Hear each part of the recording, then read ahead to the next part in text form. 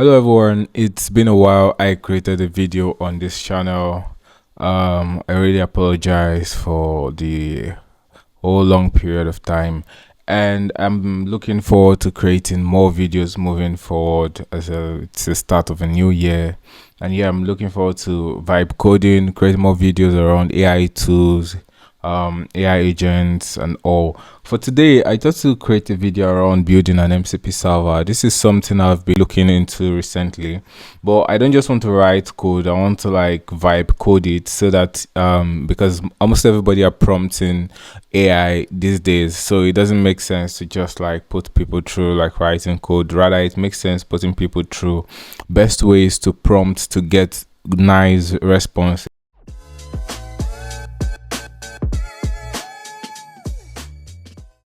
But before we do all of that, I said we're going to be building an MCP server. This is something that you would see everywhere as you scroll around the internet, as you scroll around YouTube. And why you'd see it is because we are at this point where we have AI assistants like Claude, ChatGPT, Cursor, and the likes, which are very smart. But the truth is, they rely so much on context, right? And where the easier they can get this context, the better. And one way to feed AI with context is through MCP servers. And beyond context, they can be able to do things for you. On Twitter recently, I saw like a video of somebody using just chatting with AI, and is being able to like design animated stuffs on Blender. Now this is as a result of Blender having an API, exposing this API, and then like creating MCP servers which can be connected to AI assistants like Claude. And then as you just interact with these AI assistants, they automatically know to call a tool. We're going to get to that on MCP servers. They automatically know to call a tool, and those tools are basically calling certain API endpoints and triggering different things. And we're going to get to that. So the way to empower your AI assistants, one very good way is via MCPs. And what MCPs do, they're just like a protocol. So similar to when we have the likes of REST, GraphQL, and co. Now, MCP is a protocol, is a standard that lets AI assistants connect to external tools. External tools could be your API, your file system, Google Drive, GitHub. Recently, I explored using the GitHub MCP server to be able to like push open pull requests, open issues on GitHub. And what's basically happening behind the scene is there are APIs that is being called, and then is doing all of that. Not that the AI assistants just have access to your GitHub account like that. You understand? So now these MCPs are protocols. They are just standards that the MCP clients that enables the MCP clients to interact with the MCP servers. So similar to when we have REST APIs, GraphQL, and basically your front-end application could communicate to your server. There was already a defined structure, not that tomorrow somebody is defining his own structure, another person is defining their structure. So it's like a defined structure for AI assistants to interact with MCP servers, right? And so we have the MCP servers, we have the MCP client. For our case, we're going to be making use of Claude. So you can also make use of ChatGPT, you can make use of Cursor, you can make use of Copilot, VS Code, as long as your AI assistant has a way, as like an MCP client embedded into them, like connectors that enables you connect to MCP server. So this MCP client, is the AI that uses your server. So when you connect MCP server to Claude, Claude becomes the client. It discovers your tools. We're going to get to tools very soon and calls them. So MCP server is what you build. It's a small program. You also build an MCP client, by the way. For example, I was recently interacting with iGraph. iGraph is an headless CMS, and they have like an MCP client embedded within their interface, which you can use to like do things around their interface. So instead of like clicking so many buttons, you can just chat and then it does everything for you.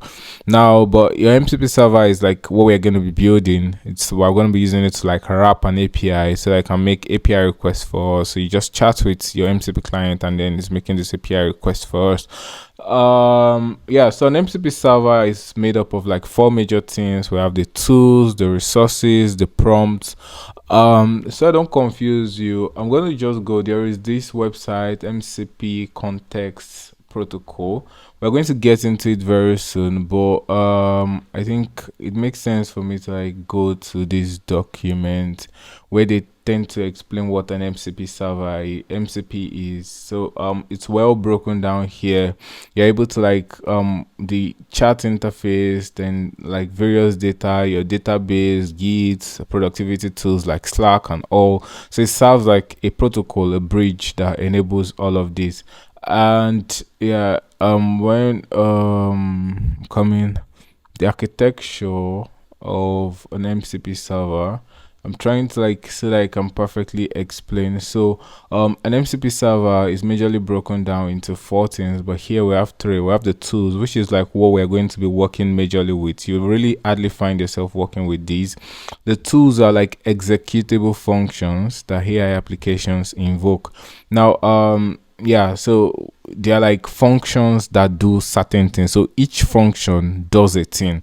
So for example, I'm going to be exploring there is this tool, Spidra.io, very great website that allows you to extract data from any website using AI prompts. Very easy, and also automatically detects captcha. Has a very great API. And what we're going to be doing is we're going to be building an MCP around the API. We would have used random APIs like weather API, Wikipedia, but I thought to use a very good use case. Yeah, they have very nice pricing and for what they offer, which is really nice.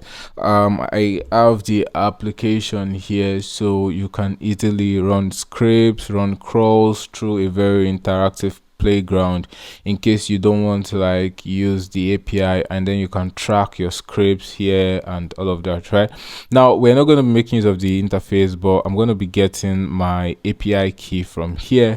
But before I do all of that, let me open up the documentation. Sorry, that should be docs.spidra.io. Open up the documentation, go to the API reference. Now the API is solidly documented here, and what we're just concerned with is 2 endpoints. We're just going to create tools around 2 endpoints. So that's why I say each tool is an executable function that AI application can invoke to perform actions like file operation, API calls, database queries. In our case, it's just going to be API calls. So submit, let me zoom this. Yeah, so we are concerned with this endpoint that allows you to submit a script. So what you just do is you add your API key, you add like the URL, you can add actions, you add like a prompt of what you want to extract, the output, and if you want proxy and all of that. Right now, this is like what we're going, and then also the script status this thing. But to make it easy, like I said, I was going to be vibe coding here. So model context protocol makes it very easy for us to build an MCP server. So instead of like having to do a lot of things from scratch, they have this package, the model context protocol / SDK is a TypeScript package, and as you can see, it's used by over 11 people, which like tells you that it's being used by a lot of people, with massive increase within the past few months, because a lot of people are building MCP servers this day, and this package makes it very easy for you to build MCP servers.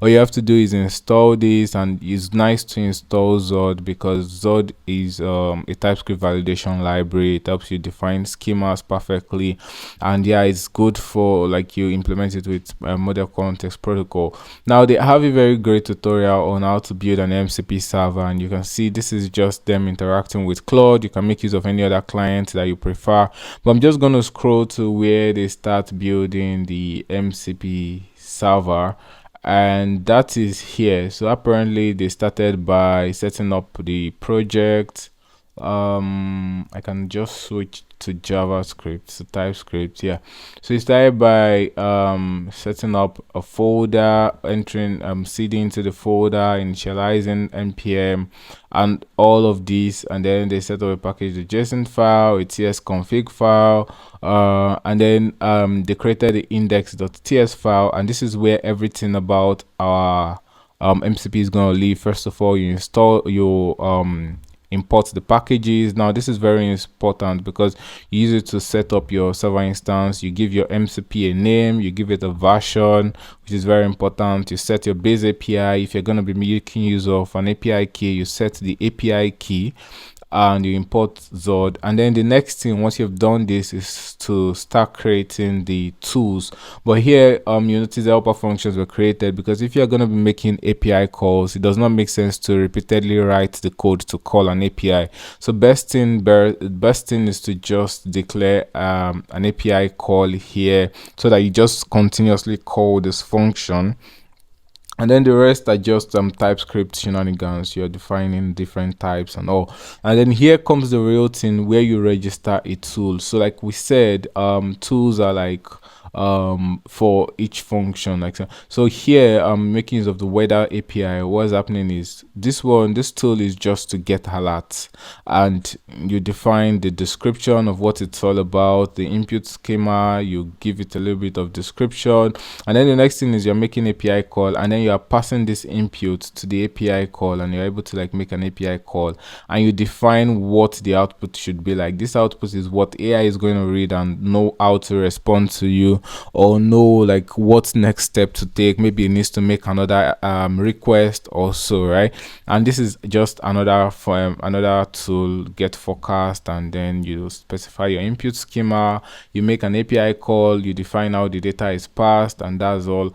And then the next thing is just to run your server. So make use of this stdio server transport. And in our case, we're going to run npm build, and then the next thing we attach it to Claude, which is going to be our MCP client, and then we're able to like test our MCP. Now, like I said I was going to be vibe coding, so else I would have just started writing the code like from scratch. But for us to vibe code, we can just copy this page, and we need to give it a whole lot of context. So I'm going to go straight to I'm going to be using anti-gravity. Anti-gravity is an AI tool, an IDE that has an AI assistant embedded within it, an AI agent by Google. And yeah, so I'm going to be making use of them for this video. So you see I have a blank folder here. I can just start by initializing a basic Node.js project and all of that, right? But since we're vibe coding, it just makes sense to do everything from scratch, and I approve everything. So I'm just gonna write my prompt. So I am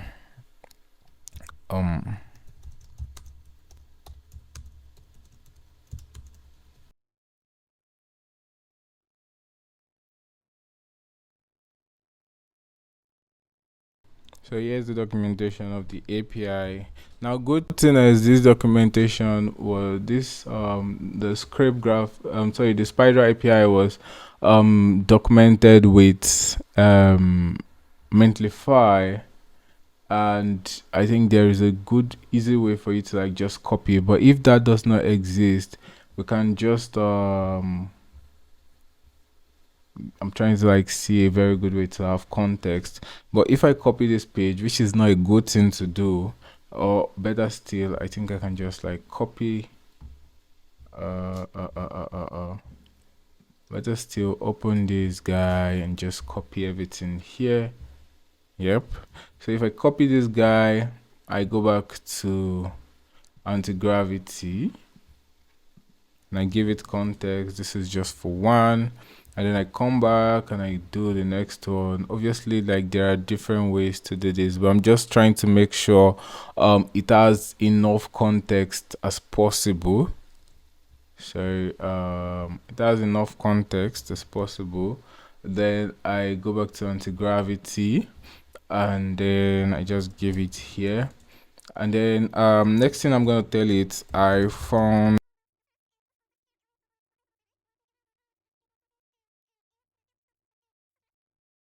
And the next thing, I can just come back here and go to the MCP server and just copy this page, which makes sense for AI so very much. And then I paste, and just the whole LMXT generative engine optimization stuff. And then with these, I have given AI a whole lot of context. So there's really nothing for us to do. We're going to monitor everything and then be able to test. I'm going to add my API key when it's time, but yeah, I'm making use of Claude post, and then I'm just going to send this request. That's a whole lot of information we're giving to anti-gravity, but it's a whole lot of context. And you see, the great thing is, you see, it's able to catch what it needs to do. There's a post request, there's a get request, and that's the good thing with giving AI a lot of context. It does not get to hallucinate when it has a whole lot of context to work with. Now we're just going to wait for it to start working, but I guess the first thing it's going to do is to set up a Node.js project. As you can see here, it says the workspace is empty, so I'll set up a new MCP server from scratch. And now it has drawn up an implementation plan. I think it's still drawing it up, but we can then review this implementation plan. And what it wants to do is it's going to set up a package.json file. It's going to add these two dependencies which we really need. It's going to add like dev dependencies for TypeScript. I'm going to tell you to add TSX also.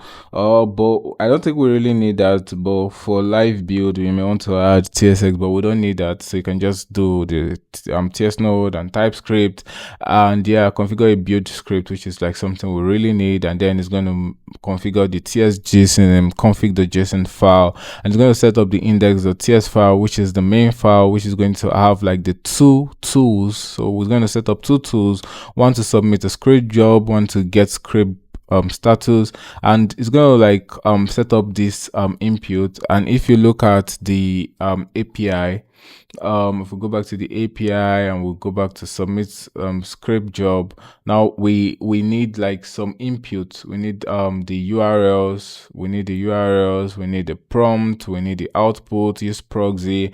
And I'm going to show you like some great ways in which Spidra is like very cool to do advanced scriptings. But yeah, this is going to return a job ID, which this get scripted is going to take as input to be able to like return job status, progress, results if completed, and all of that. Right now, the implementation details is like uses this for communication, reads the Spidra API key from the environment variable. So it's going to set up a .env file, and yeah, so all of this makes sense. And then eventually we're going to add this to the Claude MCP file. But yeah, this implementation looks so perfect, and we're just going to proceed with it. Okay, so as you can see, I just caught myself that I've been talking very fast, so I'm going to try to like talk slowly.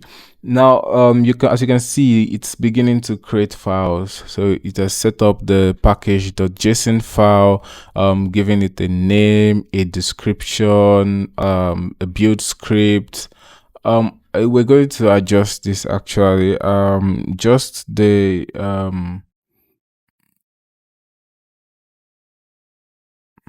okay, I'm going to definitely come back to adjust this. We really don't need all of this. So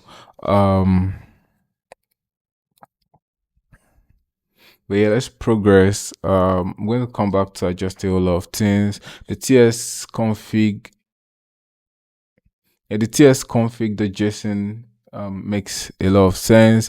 The env, I'm going to just rename it as .env, and I can take away all the comments. I know what to do. And then in the src file, we have the index here. We can take off all of this. Now we're having a lot of marks because we've not installed, and that's like the next thing, telling us to install the packages. So packages that exist in the package.json file are going to be installed. Now there's an issue with all of these numbers, but we can fly with them for at least this video. But yeah,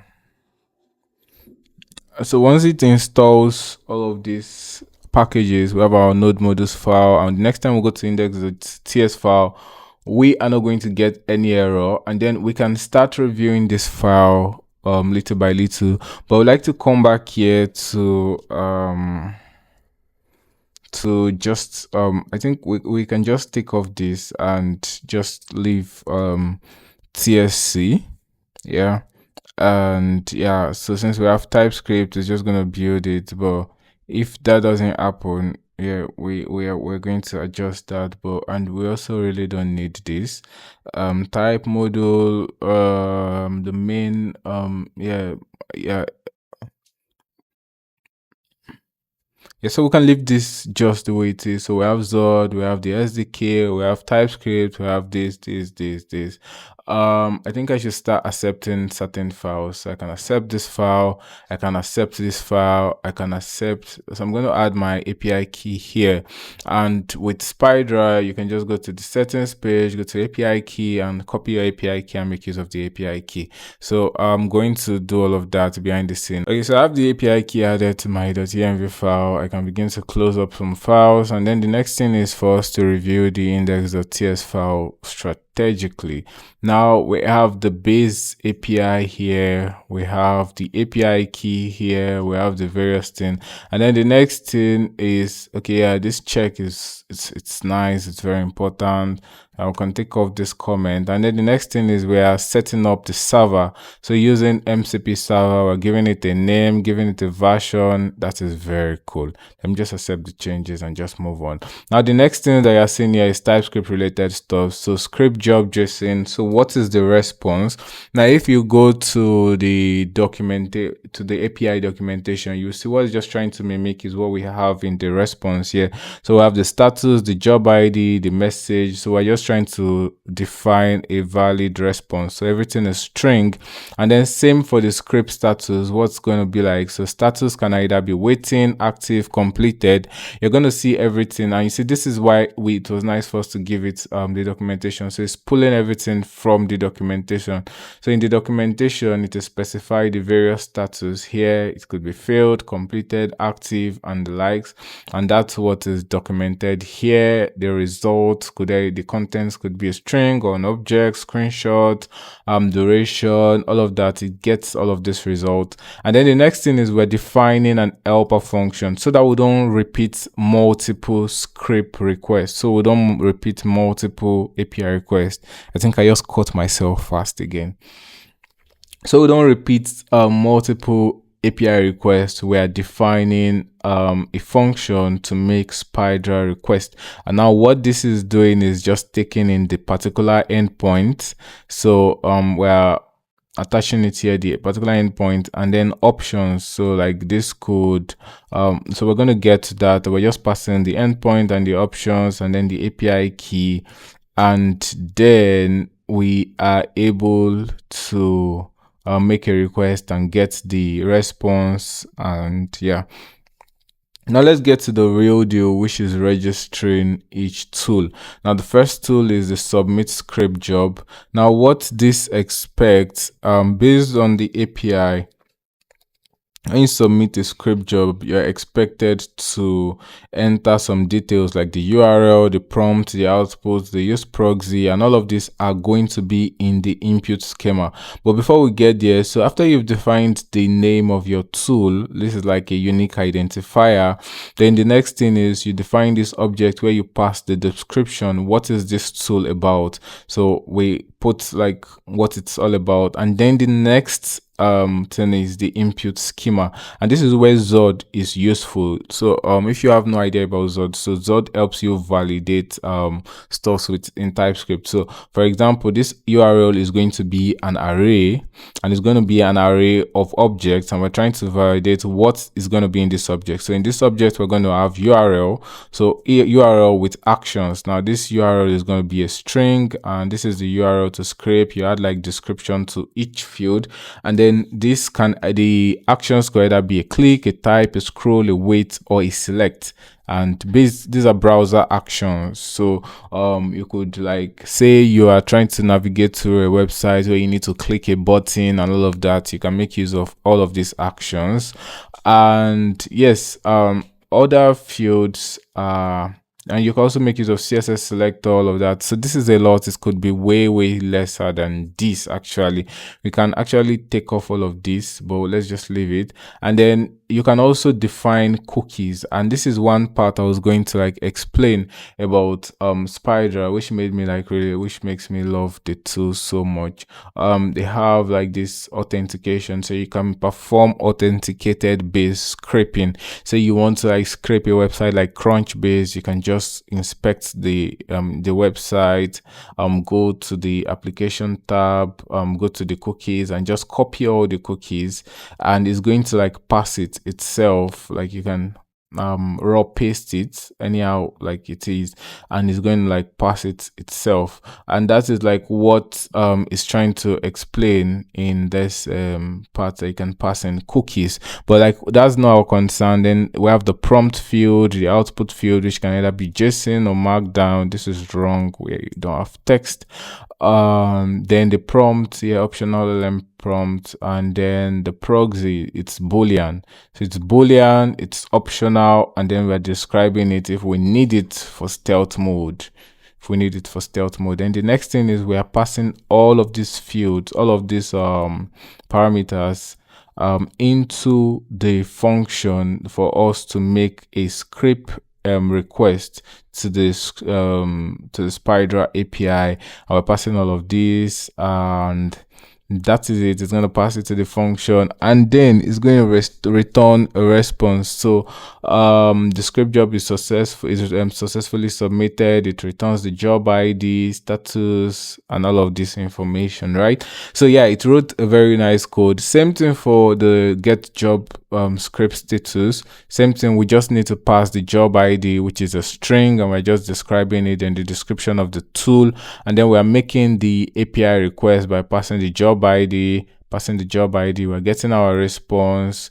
And yeah, there's a lot of validation going on here, and once it's completed, we get the data. All of this data is passed through AI for AI to be able to like give you standard data. And then the next thing is to run the server. So we're making use of the stdio server transport, and we're just connecting it, and then this helps us like communicate with the MCP server. So I'm going to save this file. Everything looks great so far. Now the next thing is, if you look at the package.json file, we have a build folder. So we need to build so that we have the index.js file. Let me just run npm run build. It's in the build folder in the index.js. Okay, yeah, I think this actually works. So we have it in the build folder. So the next thing is for us to connect this index.js file in our MCP client, and then we are almost done. So for us to do we're going to be making use of the Claude AI assistant. We're going to connect the MCP server here. So just go to developer. I think this is way too zoomed. Now you can edit this config file. I had set up one MCP server here, and you can see it's just in my folder. But yeah, we edit this file. Now this opens up a Claude desktop config file, which we can open in our IDE. So what we just have to do is like add the comma here and specify. Now if you go back to the implementation plan, it actually like gave us the code that we need. So I guess we just stop here, and then we can go back here and fill this up. Now the next thing, just observe the path to be sure it is correct, and build index.js. Now the next thing will be for me to add my API key here. Now I'm going to do that. I think I'm just going to delete this API key once I'm done with this video. So I can just come here and add the API key. Now once I add the API key, I can close everything and just go back to Claude. Now the way Claude works is it loads up the MCP server on start. So you have to like close the application entirely, like close it and restart the application, so that once it's opening up, it loads up your MCP server. Okay, so I have Claude set up already. So I'm just going to go back to verify that the MCP server is loaded up already, and then you can see Spidra is here. You can see we also have our API key set up there. And also, if I go to the chat interface and I click here and I go to connectors, I'm going to see Spidra. In fact, when I click on manage connectors and I come here, I can configure, and I'm going to see like the various tools that we have, and you can set it up. So the way it is now, it will always need approval, but you can like change the whole settings, but I want it to always need approval. So now I can go to my chat interface, and instead of like having to like fill forms and all of those things, maybe I'm just interacting with AI and I need data about maybe jobs, so I want to apply to jobs, I want to set up automation, all of those things, right? I can just tell it scrape I think for us to like have this really juicy, I'm just going to grab like an Upwork link. I think this is a very nice Upwork link. Let me see what loads up. So it loads up like a captcha interface. So this would be a very good way to like test. I think Spidra claims to solve captcha automatically. So we're going to see that in action. So normally after you verified, we should see a list of jobs, right? Okay, yeah, a list of jobs. So this makes sense. So we can just like prompt AI and say I want.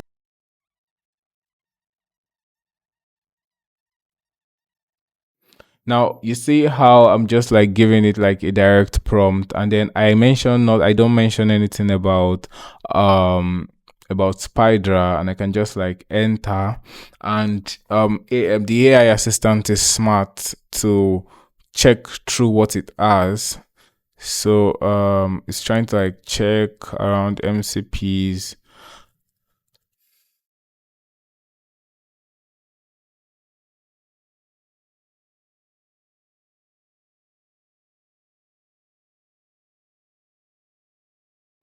Okay, so I think he tried using the Claude extension first to see if things are going to work, but maybe that did not work, and then it automatically knows to use the Spidra MCP. We did not specify it uses it. If you specified it, I think it would have skipped all of this process, but like now it fills the URL automatically. It asks for markdown, extract, whatever, and it says use proxy. I don't think we need proxy, but like, yeah, then the next thing is we're just going to allow it, and let's see what it's able to do. So if you want to like see like what's happening behind the scene, you can like click on the arrow here and you can scroll, and you see what happened is that the script job is successful. It returned a job ID, it is queued, all of that, and all of those information which you really don't need. But the good thing is that when I go to like my dashboard, and I go to like logs, I'm able to like see that there is a job that is running from the API, and it tells me the time that it started running, which is like really nice, right? And then automatically it pulls like the job ID, and it's trying to like call the get script status, and then I can like click on the accept, and I don't think this job will be done just yet. And if the job is not yet done, it's still like it continues trying until the job is done, which is really nice. So understanding that there is going to be a captcha on this page, likely this page is going to take a few more seconds for like the whole script to be over, which is considerable. But one way to avoid having to wait like this is, say I have an Upwork account, I can just copy my cookies, add my cookies, and then it's just going to have express flow into your Upwork profile for you to like script whatever you need, just how you need it. So now let me like click the button again. Hopefully the script is over. Hopefully, okay, so I think the script is over, so I can just like go into the nitty-gritty, like check, says it is successful, and it actually like pulled some jobs. You can see the job listing, WordPress, blah blah blah, Webflow, WordPress design. But I think based on my prompt, I said maybe WordPress and all. It's now trying to make another request. I found some jobs, but let me also search specifically for WordPress job to give you more options. So I think it is even trying to like adjust the URL itself, because the original URL I gave it was just for web developer, but it's like wanting to like search for WordPress developer, which makes sense, right? So let me just allow. So you see like the great advantage MCPs give you when you use them alongside an AI assistant. Yeah, able to like do way more. And Spidra also exposes more endpoints. For example, you want to like crawl, you want to like get data around crawling, and the interface for crawling actually makes sense. You enter a target URL, your crawl instructions. I think I recently crawled like some very nice pages.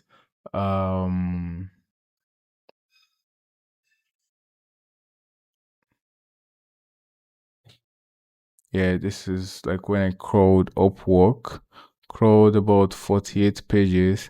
And what happened is just give it the URL, describe the crawl instruction, the whatever it should do, extract, and tell it what to extract. I just need the job title, full job description, budget, everything, give it the max number of pages. And what happens is for each page, it just gives you the data you need, all of this, right? And then you can download the data just how you need it. Maybe just only the transform data, which is in JSON. You download it and you have like a zip folder. But the great thing is that all of this is also possible just with your endpoint also, and you have all the advantage that the UI offers you. So let me just check the status of this. So yeah, it tells us it's completed. It suggests web jobs around WordPress, and it says it gives you a very nice summary. Here's a summary of web development and WordPress job on Upwork with pay over $500. And okay, so apparently there is like a build a Webflow website for a church. A church is looking for a Webflow, blah blah blah blah blah, and it gives us the URL. I can just click on the URL and see what it is all about. Let me open this here, and this is it. Build a Webflow website for church. This was posted 3 hours ago. And if you want to automate some applications or whatsoever, you can even like see I don't know if Upwork has an API or all of that, and you see there are other jobs, $3,000, $1,500, $1,500, and you see how it does that great filtering. But then it now does a distinction that these are hourly jobs, and there's a high rate that they would be above $500 in potential, so which is also nice. You understand? Now the WordPress related job, especially 3, 4, 5, 6, seems strong fit if you are focused on WordPress. The 6K Webflow church project is the highest budget. Is this 6K? Oh, it's 6K. Wow. Let me check the website if it's truly 6K. Oh wow, it's 6K, which is really very nice. Yeah. And this is like one advantage. This is the advantage, and there is way more advantages to what you can do with an MCP server. But I hope through this video you've been able to like understand how MCP servers work, how you can just vibe code these things easily, how you can give context to AI assistants. And there's way more to what's possible, and I hope to like create more advanced videos coming soon. But let me hear your thoughts on what you think about this video. If there's a particular kind of video you would want me to explain, if there's something you want me to dive deep into. But that'll be all for this video. Thank you so much. Bye.